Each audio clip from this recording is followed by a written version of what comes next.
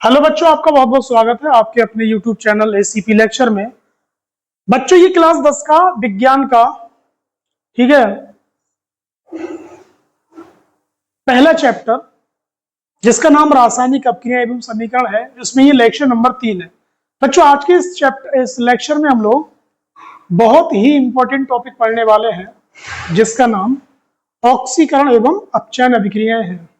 ये टॉपिक बहुत सारे बच्चों को कंफ्यूज करता है और बच्चों आप लोगों से ये गुजारिश है कि अपना नोट्स बनाते हुए चलें, ठीक है, क्योंकि ये आपका जो नोट्स आप बनाएंगे ये आपको बहुत ही मदद करेगा आपके एग्जाम समय में।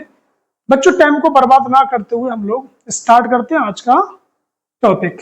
तो देखिए, हम लोग क्या काम करेंगे बच्चों, ऑक्सीकरण को और अपचयन को अलग अलग हम लोग पढ़ते हैं। किस प्रकार से पढ़ेंगे, देखिए बहुत ही आसान है कि जब किसी पदार्थ, ठीक है, जब किसी पदार्थ से ऑक्सीजन का योग हो जाए, ठीक है, या पदार्थ में उपस्थित हाइड्रोजन है उसका ह्रास हो जाए, वो उस पदार्थ से निष्कासित हो जाए, या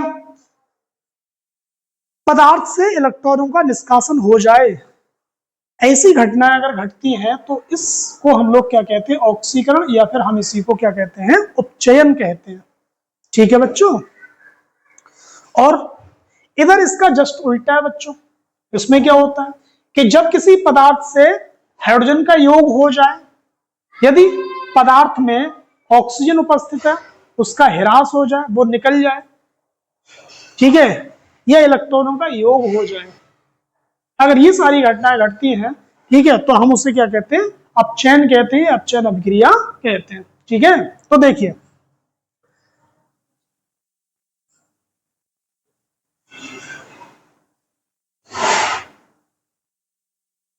जब किसी पदार्थ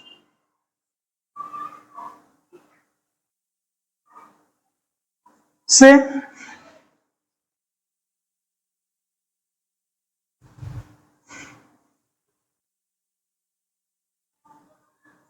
ऑक्सीजन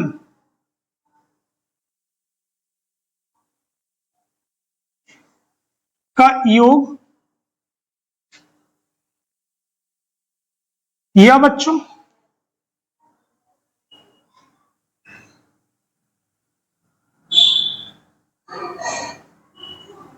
हाइड्रोजन का ह्रास, ह्रास मीन्स होता है हाइड्रोजन का निकल जाना, हाइड्रोजन का ह्रास, या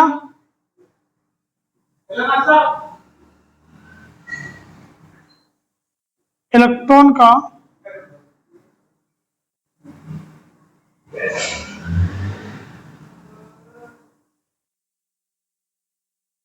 निष्कासन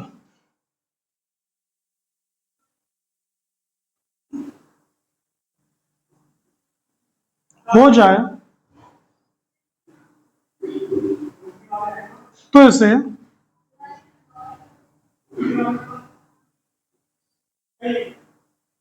ऑक्सीकरण या उपचयन कहते हैं। ठीक है बच्चों, बहुत ही आसान है। ठीक है, किसी पदार्थ से ऑक्सीजन जुड़ जाए, किसी पदार्थ से ऑक्सीजन जुड़ जाए बच्चों,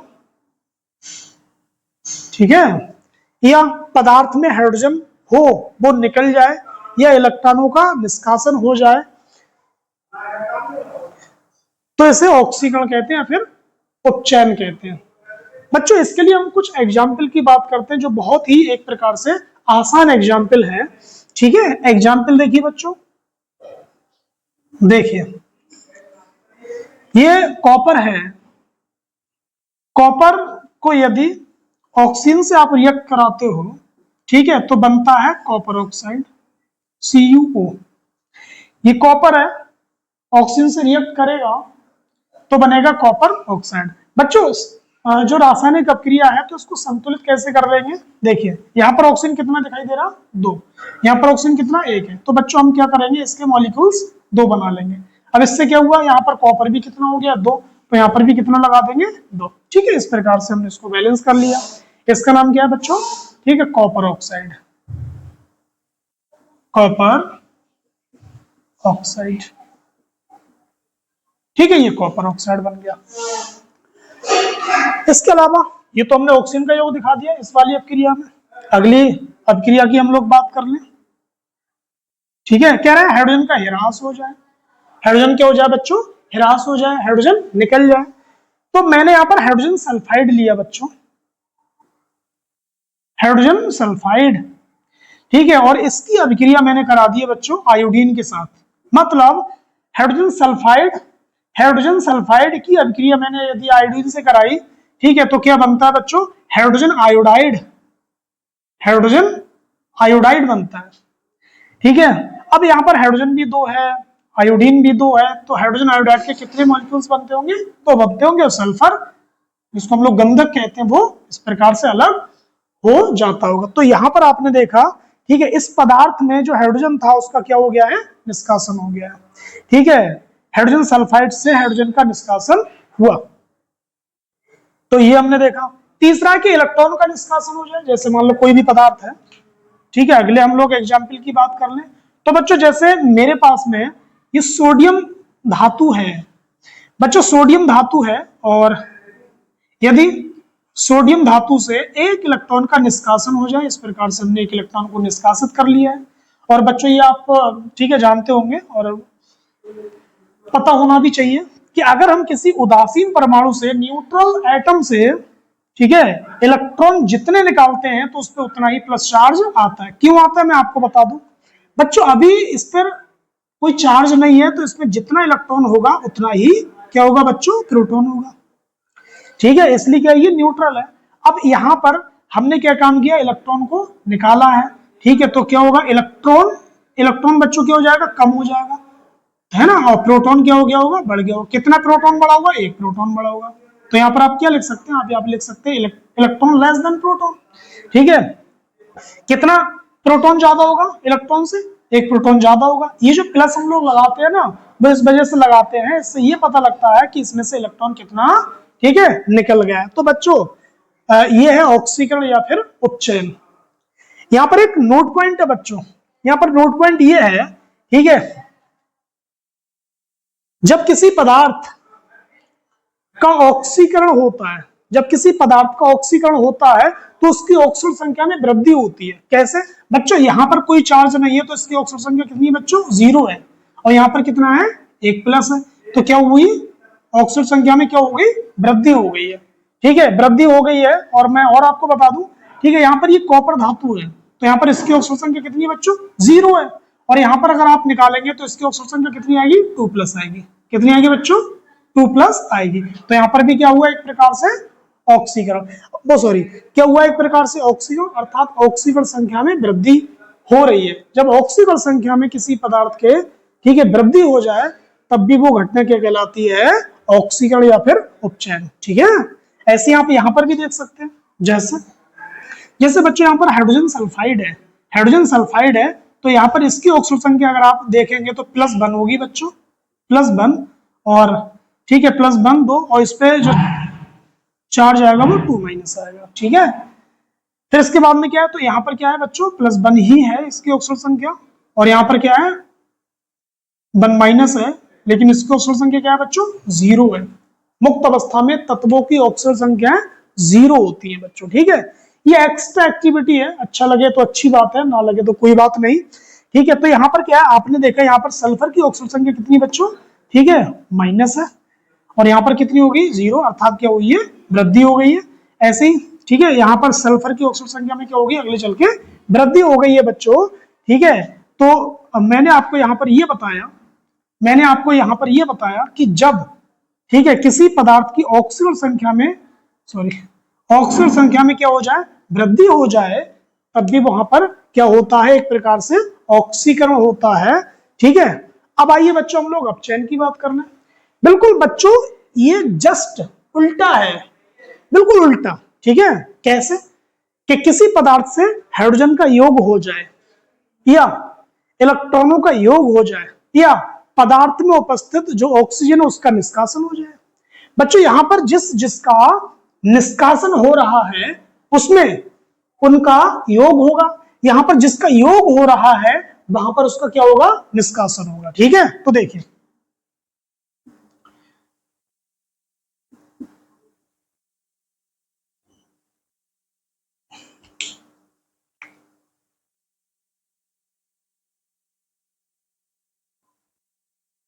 जब किसी पदार्थ से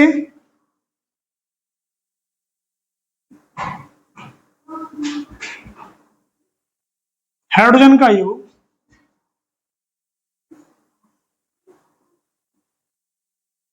या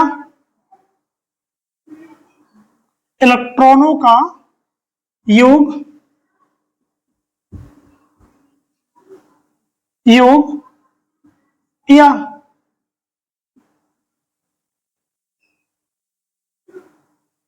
ऑक्सीजन का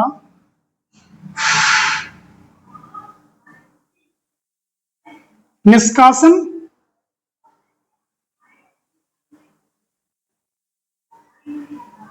हो जाए तो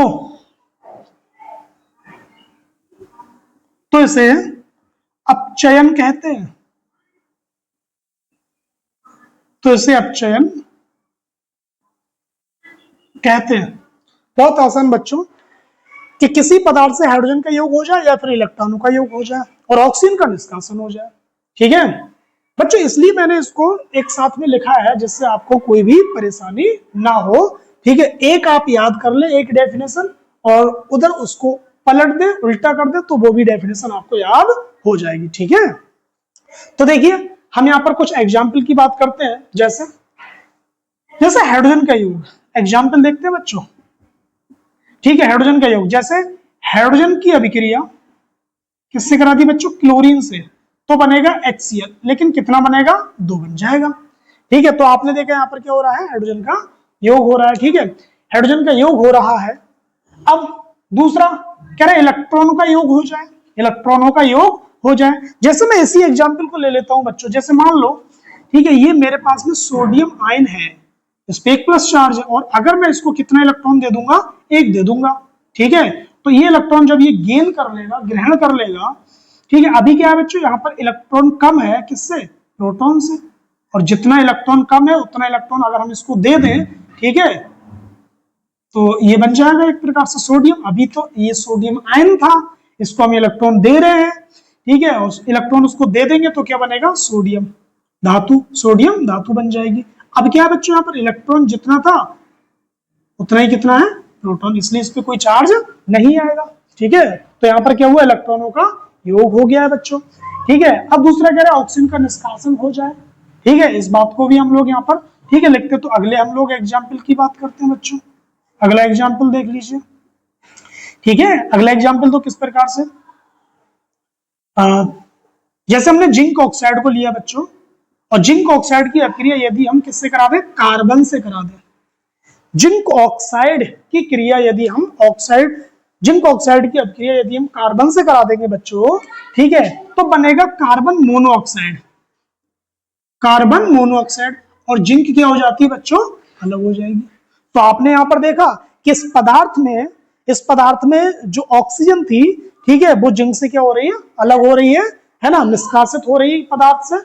ठीक है, तो बच्चों यहां पर तीन यहाँ पर पॉइंट थे, तो तीनों पॉइंटों पर मैंने 3 अभिक्रियाएं आपके सामने यहाँ पर लिखी है।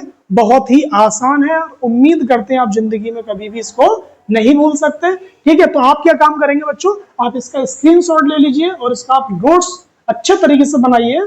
ठीक है, जो आपको मदद करेगा आपके एग्जाम में। ठीक है, तो आप इसका स्क्रीनशॉट ले लें। इसके बाद बच्चों हम लोग आगे बढ़ते हैं, इसी लेक्चर में आगे हम लोग बढ़ते हैं, और अगला हमारा जो टॉपिक है बच्चों, ठीक है, वो है ऑक्सीकारक एवं अपचायक पदार्थ। बहुत ही दिक्कत आती है बच्चों। ठीक है, बच्चों को बहुत सारी प्रॉब्लम्स आती है कि ऑक्सीकारक पदार्थ किसे कहते हैं और अपचायक पदार्थ किसे कहते हैं। ठीक है, देखिए बच्चों, ऑक्सीकारक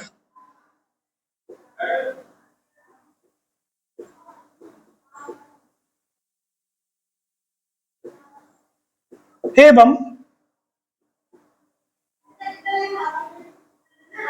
अपचायक पदार्थ,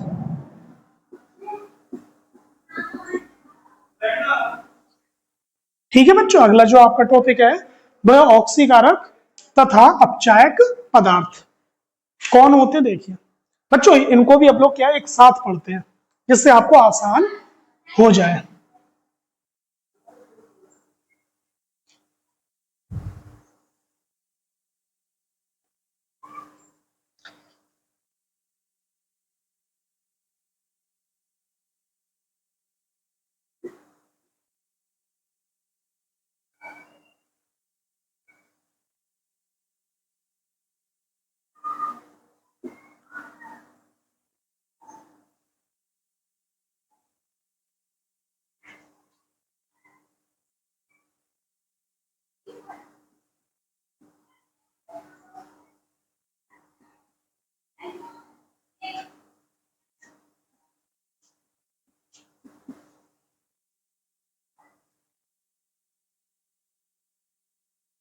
ठीक है बच्चों, ऑक्सीकारक और अपचायक। ठीक है, ऑक्सीकारक और अपचायक। ठीक है बच्चों, ऑक्सीकारक और अपचायक इसको हम लोग पढ़ने वाले हैं। तो देखिए बहुत आसान है, बहुत ही आसान है। ठीक है, बच्चों को कंफ्यूजन होती है, तो आज से आपकी ये कंफ्यूजन दूर हो सकती है अगर आप लोग ध्यान से पढ़ते होंगे तब। देखिए बहुत आसान बच्चों, जब जैसे कोई रासायनिक अपक्रिया हो रही है, अगर उस रासायनिक अपक्रिया में किसी पदार्थ की ऑक्सीकरण संख्या में कमी हो जाए, ठीक है, जैसे मान लो ये आपके पास में ए है, ठीक है, और ए है, यदि मैं इसको एक इलेक्ट्रॉन दे दूं, ठीक है, इलेक्ट्रॉन इसमें गेन करा दूं, अभी इसकी अक्सर संख्या 0 है। इलेक्ट्रॉन को इसमें अगर ठीक है मैं प्रवेश करा दूंगा तो यहां पर क्या आएगा, माइनस। अभी इसकी ऑक्सीजन संख्या कितनी थी बच्चों, 0, अब कितनी होगी, -1 हो गई है। ठीक है, -1 हो गई इस प्रकार से, है ना। इसी प्रकार से जैसे मैंने यहाँ पे ये मैंने सोडियम लिया है, इसकी ऑक्सीजन संख्या +1 है और इसको मैंने एक इलेक्ट्रॉन दे दिया बच्चों, ठीक है, तो ये क्या बनेगा, सोडियम बनेगा। बच्चों यहाँ पर इसकी ऑक्सीजन संख्या +1 थी, अब कितनी, 0 है। जब जब ऑक्सीजन संख्या में जब कमी होती है, ठीक है, तो बच्चों इसे हम क्या कहते हैं, अपचयन कहते हैं। जब ऑक्सीजन संख्या में कमी होती है तो इसको अपचयन कहते हैं। लेकिन ऐसा पदार्थ जिसकी ऑक्सीजन संख्या में कमी हो जाए, ठीक है, जिसका अपचयन हो जाए, तो ऐसा पदार्थ क्या कहलाता है, ऑक्सीकारक। ठीक है, जैसे जैसे मान लीजिए आप अपने दोस्त को यदि 1000 रुपए देते हैं तो आपके पास में क्या होता है बच्चों, ठीक है, 1000 रुपए की क्या हो चुकी है, कमी हो चुकी है, आपने किसी को दे दिए इसलिए। ठीक है, इसलिए क्या है, आप कौन है, आप हैं एक ऑक्सीकारक पदार्थ। क्यों, क्योंकि आपके पास 1000 रुपए कम हो चुके हैं और जिसने लिए हैं बच्चों 1000 रुपए जिसने लिए हैं, ठीक है, उसके पास 1000 एक्स्ट्रा, 1000 पैसे, 1000 रुपए ज्यादा है ना, तो उसका क्या हुआ, एक प्रकार से ऑक्सीकरण हुआ है। अर्थात वो कौन है, आपका जो दोस्त है, ठीक है, वो है अपचायक। मतलब सीधा है बच्चों, ठीक है, जब किसी पदार्थ की ऑक्सीजन संख्या में कमी हो जाए, अर्थात जब किसी पदार्थ का अपचयन हो जाए, ठीक है, अर्थात जब कोई पदार्थ इलेक्ट्रॉन को ग्रहण करने लगे, तो ऐसा पदार्थ क्या कहलाता है, ऑक्सीकारक कहलाता है। उधर बच्चों इसका जस्ट उल्टा है, ठीक है, उल्टा है। ठीक, तो बहुत सिंपल है, देखिए बहुत आसान। जब किसी पदार्थ जब किसी पदार्थ की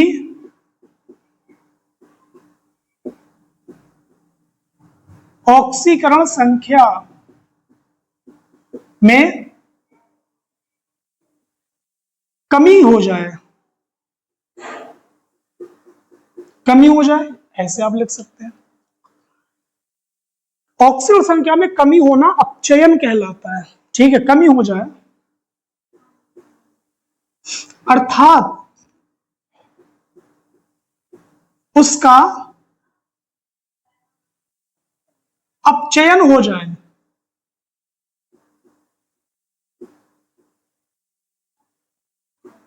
अपचयन हो जाए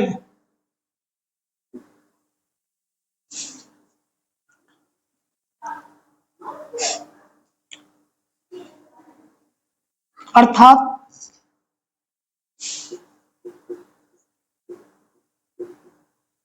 पदार्थ इलेक्ट्रॉन ग्रहण कर ले, इलेक्ट्रॉन ग्रहण कर ले, तब उस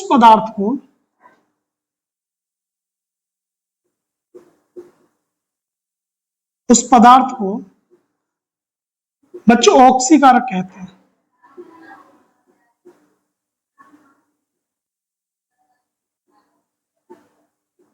ठीक है, जैसे कोई पदार्थ है उसकी ऑक्सीजन संख्या में कमी हो जाए, ठीक है, अब ऑक्सीजन संख्या में कमी कब होगी, वो इलेक्ट्रॉन को ग्रहण करता होगा, और ऑक्सीजन संख्या में कमी होना अपचयन कहलाता है। तो कह रहे हैं ना, अर्थात उसका अपचयन हो जाए, ठीक है, ऑक्सीजन संख्या में कमी होना अपचयन कहलाता है, ऑक्सीकरण संख्या में कमी होना अपचयन कहलाता है। ठीक है, और अगर कोई पदार्थ इलेक्ट्रॉन ग्रहण करेगा तो क्या होगा बच्चों, ठीक है, ऑक्सीजन संख्या में क्या हो जाएगी, कमी हो जाएगी। तो ऐसा पदार्थ क्या कहलाता है, ऑक्सीकारक कहलाता है, या फिर ऑक्सीडाइजिंग एजेंट कहलाता है। ठीक है, हम यहाँ पर एक एग्जाम्पल की बात करते हैं बच्चों, देखिए एक एग्जाम्पल लेते हैं। ठीक है, जैसे बहुत आसान सा, जैसे ये मेरे पास में क्लोरीन है, क्लोरीन अणु है, ठीक है, और मैंने इसको 2 इलेक्ट्रॉन दिए, इसने 2 इलेक्ट्रॉन को ग्रहण किया, तो इसने 2 इलेक्ट्रॉन को ग्रहण कर लिया है बच्चों, तो ये बनेगा क्लोराइड आयन, क्लोराइड आयन। ठीक है, क्लोराइड आयन बनेगा। अब एक बात बताइए, यहां पर इसकी ऑक्सीजन संख्या 0 थी, अब इसकी ऑक्सीजन संख्या कितनी हो गई है, -1 है ना, माइनस का कितना हो गई है, 1 हो गई, अर्थात क्या हो गई है, कमी। तो ये जो पदार्थ आपको दिखाई दे रहा है बच्चों, ये वाला, ये पदार्थ कौन है बच्चों, ऑक्सीकारक, ऑक्सीकारक है, ये ऑक्सीडाइजिंग एजेंट है, इलेक्ट्रॉन ग्रहण कर लिए। ठीक है, इलेक्ट्रॉन क्या कर लिए, ग्रहण कर लिए। दूसरा इसने क्या किया, दूसरा क्या हो रहा है इसमें बच्चों, इसकी ऑक्सीजन संख्या में भी क्या हो रही है, कमी हो रही है, ऑक्सीजन संख्या में कमी हो रही है। ठीक है, तो क्या हो रहा है, इसका अपचयन हो रहा है। ठीक है, एक एग्जांपल और लेते हैं बच्चों हम लोग यहाँ पर। ठीक है, जैसे मैंने यहाँ पर लिया, ये आयोडाइड है बच्चों, ये आयोडाइड है, और इसकी अपक्रिया किससे कराते हैं, क्लोरीन से कराते हैं। आयोडाइड की अपक्रिया किससे करा रहे हैं बच्चों, क्लोरीन से करा रहे हैं। ठीक है, क्लोरीन से यहाँ पर करा रहे हैं, तो अब होगा क्या यहाँ पर, ये आयोडीन बड़े आसानी से इलेक्ट्रॉन त्याग देता है आयोडाइड। ठीक है, ये आयोडाइड आयन है, ये क्लोरीन है, ठीक है, इलेक्ट्रॉन त्यागता है। अब इस पे 1 माइनस चार्ज है, तो ये 1 इलेक्ट्रॉन को, ठीक है, त्यागता होगा। ठीक, तो होता क्या है बच्चों, 1 इलेक्ट्रॉन 1 को, हम क्या काम करें, इसके आयोडाइड के कितने आयन ले लें, 2 ले लें। ठीक है, तो यहां से कितना इलेक्ट्रॉन निकलता होगा, 2 इलेक्ट्रॉन निकलता होगा, और इधर बनता होगा बच्चों आयोडीन। ठीक है, और ये 2 इलेक्ट्रॉन को ग्रहण करके, ठीक, क्या बनाता होगा, क्लोराइड आयन, क्या बनाता होगा, क्लोराइड आयन। तो आपने देखा बच्चों, ठीक है, यहां पर इसकी ऑक्सीजन संख्या कितनी है, 0, इधर कितनी हो रही है बेटा, -1 हो रही है। ठीक है, -1 हो रही है। अब यहां पर आप लोग ये देखिए, इसकी ऑक्सीजन संख्या 0 से क्या हो गई, -1 हो गई, अर्थात कमी हो रही है। तो इसलिए ये जो क्लोरीन आपको दिखाई दे रहा है, ठीक है, ये जो क्लोरीन का अणु आपको दिखाई दे रहा है, ये कौन है, ऑक्सीकारक,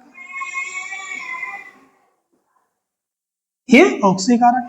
अब हम आयोडाइड को देख लें बच्चों, यहां पर आयोडाइड पे कितना, ठीक है, ऑक्सीजन संख्या कितनी है, -1 है, और यहां पर कितनी है, 0 है। ठीक है, 0 है, तो इधर क्या हो रही है, वृद्धि हो रही है। ठीक है, तो ये कौन है, जब ऑक्सीजन संख्या में वृद्धि हो जाए तो उसको हम अपचायक कहते हैं। लेकिन अभी हमारा जो टॉपिक है वो है ऑक्सीकारक, तो हम ऑक्सीकारक की बात करेंगे। ठीक है, जब ऑक्सीजन संख्या में कमी हो जाए तो ऐसा पदार्थ क्या कहलाता है, ऑक्सीकारक कहलाता है। बिल्कुल जस्ट उल्टा है, बिल्कुल उल्टा। ठीक है, कुछ करने की जरूरत ही नहीं है, सही है। देखिए आइए क्या होता है इसमें, इससे बच्चों हम क्या काम करेंगे, ठीक है, इसको, ये जो डेफिनेशन आप मान लें एक प्रकार से, ये जो डेफिनेशन है उसको उल्टा कर देना है आपको। ठीक है, किस प्रकार से, देखिए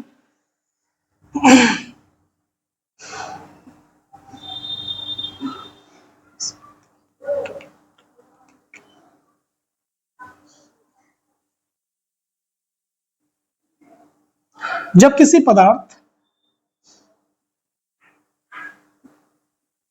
की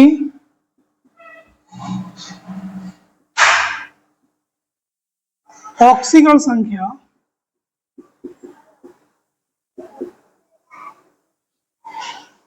में वृद्धि हो जाए, वृद्धि हो जाए, अर्थात पदार्थ इलेक्ट्रॉनों को त्याग दे, त्याग दे, अर्थात अर्थात पदार्थ का अपचयन हो जाए, सॉरी अर्थात पदार्थ का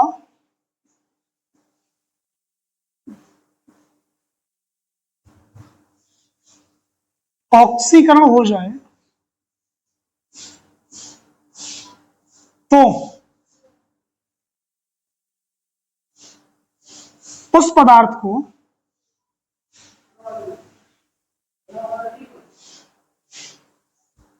अपचायक कहते हैं।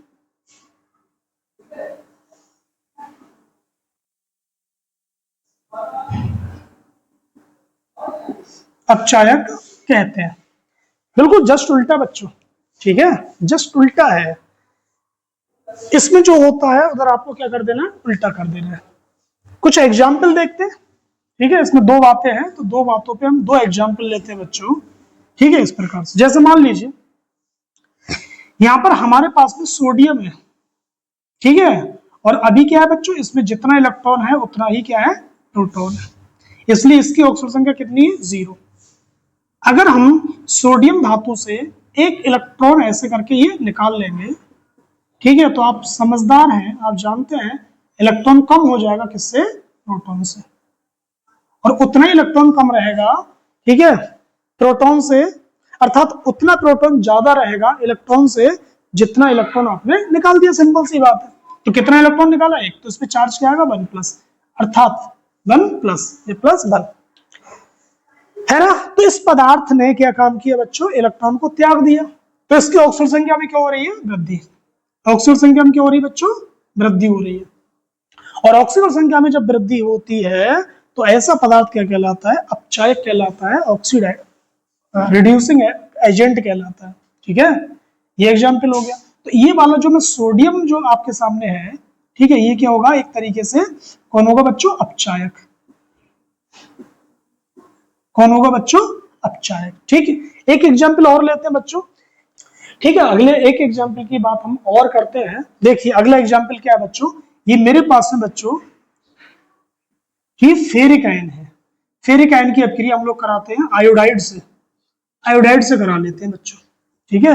ये मेरे पास में फेरिक आयन है और ये आयोडाइड आयन है, ठीक है, आयोडाइड आयन है, इस प्रकार से आयोडाइड आयन है, ठीक है। जब रिएक्शन कराते हैं इन दोनों की आपस में, ठीक, तो बनता है एक प्रकार से आपका बन जाता है बच्चों फेरस, ठीक, क्योंकि ये इलेक्ट्रॉन को त्यागने का काम करेगा आयोडाइड, इसमें से एक इलेक्ट्रॉन निकल के इसके पास आएगा, ठीक है, और एक इलेक्ट्रॉन जब इसको मिल जाएगा फेरिक आयन को तो क्या बन जाएगा, फेरस आयन। ये कौन है बच्चों, फेरिक आयन, फेरिक आयन है, इसको एक इलेक्ट्रॉन मिलेगा तो ये क्या बन जाएगा, फेरस आयन। क्या बन जाएगा बच्चों, फेरस आयन बन जाएगा इस प्रकार से, ठीक है। इसने एक इलेक्ट्रॉन को त्यागा होगा और हमें क्या मिला होगा, आयोडीन का एक परमाणु, ठीक है, इस प्रकार से। अब जैसे मान लो बच्चों हमें आयोडीन का परमाणु ना बना तो हम आयोडीन का अणु बनाएंगे, तो हम क्या काम करेंगे, इसके संख्या कितनी कर लेंगे, 2, अब है ना, और इसकी भी संख्या कितनी कर देंगे, 2। बैलेंस करने के लिए क्या है बच्चों, यहाँ पर सामने 2 लगा देना और ये ऐसे 2 लगा देना, ठीक है। तो ये फेरस आयन बन गया और ये मतलब फेरिक आयन से ये फेरस आयन बना। हमारा मेन मकसद है, ठीक है, हमारा मेन मकसद है अपचायक पदार्थ को पहचानना। तो देखिए बच्चों, देखो यहाँ पर जो Fe पे 3+ है, ठीक है, और इधर कितना हुआ है, 2+ हो गया, ठीक है, 2+ हो गया। और यहाँ पर आयोडाइड, ठीक है, मैं लिखता हूं यहाँ पे आयोडाइड आयन, है ना, आयोडाइड आयन से ये क्या बन गया, आयोडीन, आयोडीन ये बना बच्चों, ठीक है। तो हुआ क्या है बच्चों, यहाँ पर जब आप देखेंगे तो इसकी ऑक्सीजन संख्या कितनी है, -1 है, और इधर कितनी बच्चों, 0 है, ठीक है। यहाँ पर कितनी है, 0 है, क्योंकि ये उदासीन अणु है। तब यहाँ पर -1 है, उधर 0 है, ठीक है। तो क्या हुई है, वृद्धि, क्या हो रही है, वृद्धि। इसलिए बच्चों ये जो आयोडाइड है, ठीक है, ये जो आयोडाइड है, ये कौन हुआ, ये हुआ आपका एक तरीके से कौन हुआ बेटा, अपचायक। कौन है ये, अपचायक। तो बच्चों ये कौन है फिर, इसकी ऑक्सीजन संख्या में क्या हो रही है, कमी हो रही है, तो ये कौन होगा, ये होगा ऑक्सीकारक। लेकिन हमारा टॉपिक क्या है, अपचायक, ठीक है। तो इसलिए क्या है, जो आयोडाइड था वो एक अपचायक है, लेकिन Fe कौन है, Fe3+ वाला कौन है, ठीक है, एक ऑक्सीकारक है ना। तो उम्मीद करते हैं ये आपको ऑक्सीकारक एवं अपचायक पदार्थ आपको जरूर समझ में आए होंगे, ठीक है। देखिए बच्चों, अभी आपने पढ़ा था ऑक्सीकारक और अपचायक पदार्थ। यदि अभी भी आपको कोई कंफ्यूजन है तो मैं आपको बहुत ही शॉर्ट तरीके से आपको बता दूंगा, ठीक है, कौन ऑक्सीकारक कौन अपचायक। ठीक, देखिए जरा ध्यान से बच्चों, जब अभिक्रिया, ठीक है, जब अभिक्रिया ऑक्सीकरण हो, ऑक्सीकरण अभिक्रिया हो, तो उसमें भाग लेने वाला जो पदार्थ होगा उसकी ऑक्सीजन संख्या में क्या होती होगी, वृद्धि, पहली बात। अब उसकी ऑक्सीजन संख्या में वृद्धि होती होगी तो वही पदार्थ क्या कहलाएगा, आपका अपचायक कहलाएगा। मतलब ऑक्सीकरण अभिक्रिया में भाग लेने वाला पदार्थ अपचायक होता है, ठीक है। और अपचयन जो अभिक्रिया होती है, ठीक है, अपचयन अभिक्रिया में भाग लेने वाला जो पदार्थ होता है उसकी ऑक्सीजन संख्या में क्या होती है, कमी होती है। इसलिए बच्चों, ठीक है, इसलिए बच्चों अपचयन अभिक्रिया में भाग लेने वाला पदार्थ कौन है, ऑक्सीकारक। सिंपल, ऑक्सीकरण अभिक्रिया में भाग लेने वाला पदार्थ अपचायक, क्योंकि ऑक्सीजन संख्या में उसकी वृद्धि होती होगी। और अपचयन अभिक्रिया में भाग लेने वाला पदार्थ कौन है बच्चों, ऑक्सीकारक, ठीक है। इतना आपको ध्यान देना है। अब बच्चों अगले हम टॉपिक की ओर बढ़ते हैं। अगला टॉपिक बहुत ही इंपॉर्टेंट है, ठीक है, आपके बोर्ड एग्जाम के लेवल से, ठीक है। तो आइए हम लोग बढ़ते हैं, ठीक है। अगला टॉपिक है बच्चों रेडॉक्स अपक्रिया। रेडॉक्स अभिक्रिया, ठीक है, रेडॉक्स अभिक्रिया। बच्चों दूसरा इसको हम लोग कह सकते हैं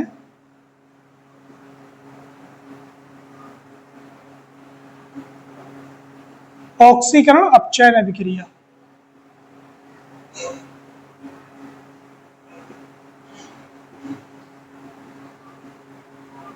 ठीक है। अभिक्रिया लिख दें या अभिक्रिया लिख दें, कोई फर्क नहीं पड़ता। बच्चों आप ये भी जानते हैं कि ऑक्सीकरण को क्या कहते हैं हम लोग, उपचयन भी कहते हैं, उपचयन भी कहते हैं, ठीक है। और बच्चों इसको अंग्रेजी में हम लोग इस प्रकार से लिखेंगे, रेडॉक्स, ठीक है, रिएक्शन, रेडॉक्स रिएक्शन। और इसको इस प्रकार से लिखेंगे, ऑक्सीडेशन रिडक्शन,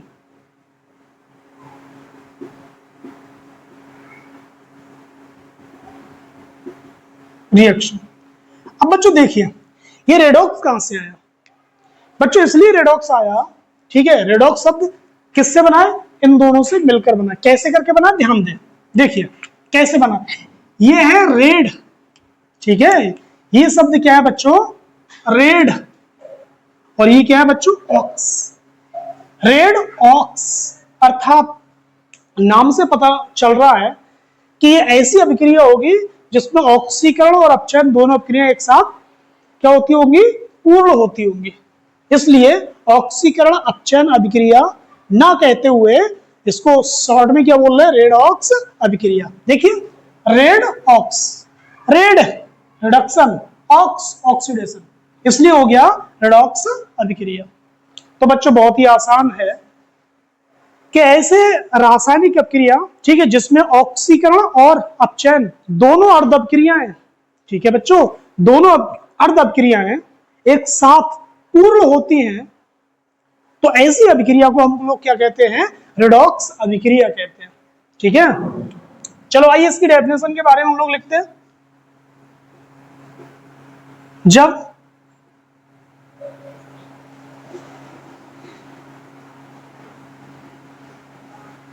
ऑक्सीकरण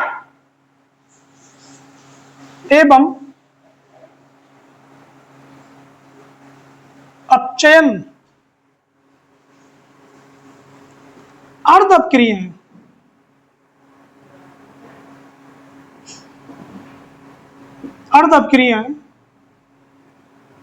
ठीक है, ऑक्सीकरण अर्ध अपक्रिया और है ना, और अपचयन अर्ध अभिक्रियाएं दोनों एक साथ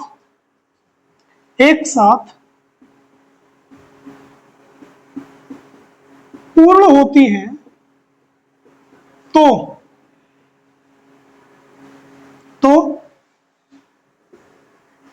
ऐसी अभिक्रिया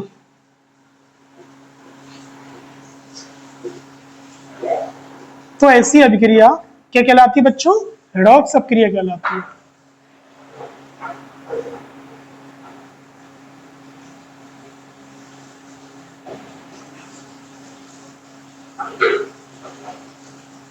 रेडॉक्स अपक्रिया या फिर इसको उपचयन अपचयन अपक्रिया, ठीक है, कहते हैं। ठीक, और बच्चों अधिकतर जितनी भी रिएक्शन होती है, ठीक है, वो लगभग क्या होती है, रेडॉक्स अपक्रिया ही होती है, उन्हीं का एग्जाम्पल होते हैं।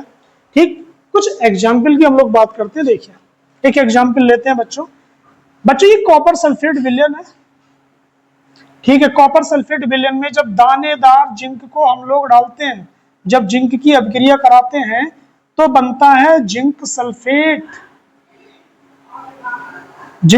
बनता है और बनता है बच्चों कॉपर। ठीक है, ये चीज, ये कॉपर सल्फेट विलयन है।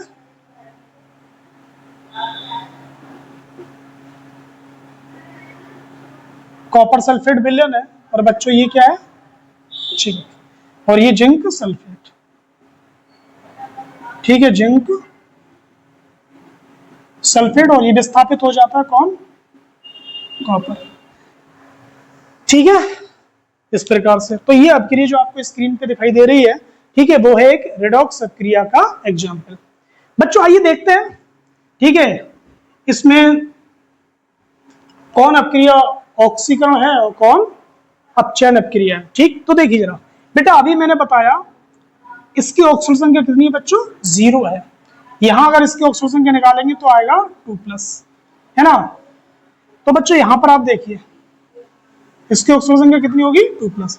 तो बच्चों यहां अगर आप देखेंगे, ठीक, तो जिंक की ऑक्सीजन संख्या में क्या हो रही है, कमी, वो सॉरी वृद्धि, आई एम सॉरी। ठीक है, जिंक की ऑक्सीजन संख्या में अगली चल के क्या हो रही है, वृद्धि। ऑक्सीकरण संख्या में वृद्धि। ठीक है, तो इससे हम क्या बोलेंगे, जब ऑक्सीजन संख्या में वृद्धि होती है तो इसको हम लोग बोलेंगे, ठीक है, यहां से यहां तक जो रिएक्शन कहलाएगी वो कहलाएगी ऑक्सीकरण अर्ध अभिक्रिया। ऑक्सीकरण अर्ध अभिक्रिया कहलाएगी। ठीक है, ये कॉपर सल्फेट है, कॉपर सल्फेट। तो यहाँ पर जो कॉपर है इसकी ऑक्सीजन संख्या कितनी बच्चों, 2, और SO4 पे कितना चार्ज होता है, 2-। अच्छा, इधर भी SO4 पे कितना चार्ज होगा, 2-। ये मुक्त अवस्था में तो इसकी ऑक्सीजन संख्या कितनी होगी, 0 होगी। तो आप यहाँ देखें कॉपर सल्फेट में जो कॉपर है इसकी ऑक्सीजन संख्या कितनी है, 2+, और यहाँ पर कितनी है, 0 है। तो आपने देखा यहाँ पर, ठीक है, जो कॉपर है एक तरीके से क्या हो रहा है, अपचयित हो रहा है। ठीक है, तो यहाँ पर क्या हुआ, यहाँ पर इस कॉपर आयन से ये क्या बना, कॉपर बना है। यहाँ पर क्या हो रही है, ऑक्सीजन संख्या में कमी हो रही है।